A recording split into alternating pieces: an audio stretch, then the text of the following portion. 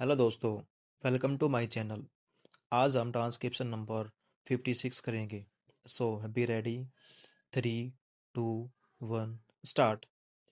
Madam chairman, I am glad that we are having a debate on the European Common Market. I wish that it had taken place earlier. Had Parliament been in session when the Minister of Aviation of the UK visited Delhi, it would have had an opportunity for arming government with its views, thus helping it is formulating the statement, but at any rate indicating to the world at large that Parliament is fully behind the Finance Minister in the statement that he has made. The statement that has been made by the Finance Minister is admirable both in content and in tone. The problems that face us as a result of emergence of the common market of Europe cannot be bypassed. Whether we like it or not, the future is with continental economies, and the emergence of the European Common Market of Europe is one of the steps in this direction. No one can deny the stakes that we have in the matter of entry of the United Kingdom into the common market of Europe. I have done some research into the actual position of our trade, and I think it would perhaps help the House to estimate the magnitude of the problem that is facing us. We are importing 35% of our imports from Western Europe, including UK.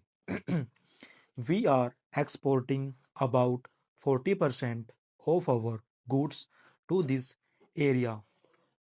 We have a large interest in the outcome of UK's entry into the common market and the terms on which she proposes to enter into the common market. In the present circumstances, we cannot visualize what the terms will be, but we know that our stakes are great, and we have already indicated our deep interest in the terms which the UK would be able to negotiate. But having made our standpoint clear, it would be unbecoming of us to do anything else except to be prepared for all eventualities. I want the House we realize that while undoubtedly this is a great challenge, we ought to be prepared and not content ourselves with giving expression to certain views which might give the impression to the outside world that we are in a state panic. To suggest, for instance, that the pattern of our trade should be changed overnight is not realistic. A changeover in trade is no solution.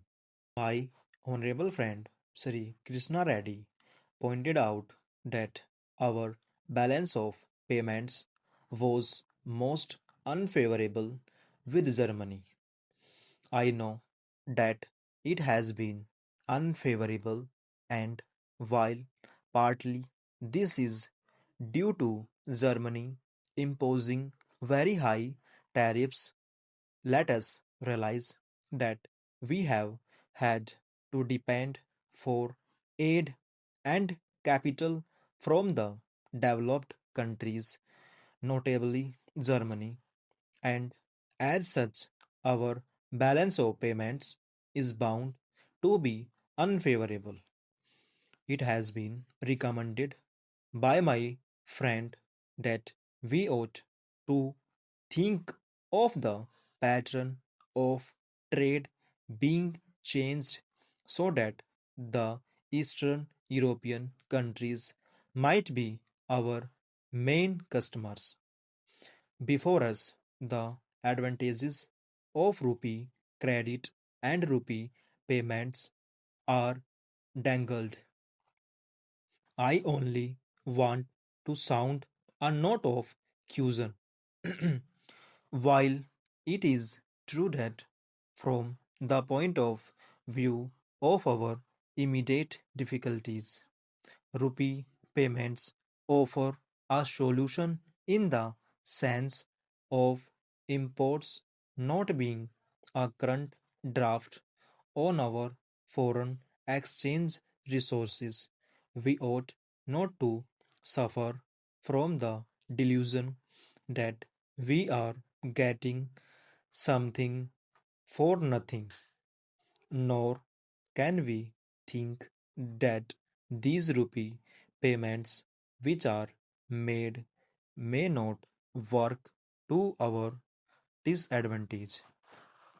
I do not purpose to go into this question today since these issues that merit consideration are different. I hope that Parliament will have an opportunity of discussing the whole scheme of rupee payments on some other occasion so that we might have an opportunity of weighting the advantages and disadvantages of such rupee payments. No one for a moment objects to diversified pattern of trade, a structure of trade which is not dependent on any particular grouping of nations. We have emphasized to a certain extent this diversified structure of trade.